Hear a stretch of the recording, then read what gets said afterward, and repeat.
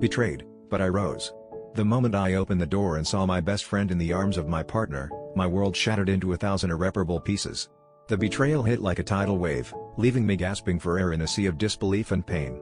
Every shared memory felt tainted, every promise broken, and in that moment, I realized that the person I thought would always have my back was the same one who had driven the knife so deep.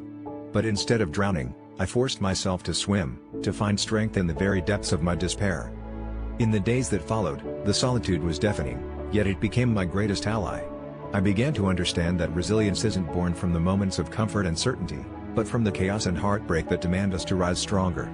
Each morning, I set small goals, celebrating tiny victories, like getting out of bed, going for a run, or cooking a meal.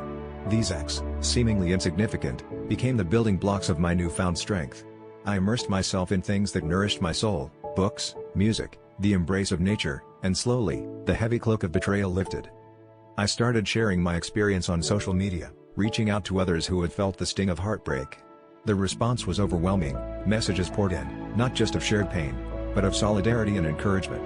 Through this community, I discovered healing in helping others find their way back to themselves. The realization dawned that my story, once a source of shame and sorrow, was now a beacon of hope for those navigating their own storms. The more I gave, the more I healed, and what once felt like the end became a powerful new beginning. As I stood on the other side of my ordeal, I saw myself not as a victim, but as a warrior who had faced the fiercest of battles and emerged victorious.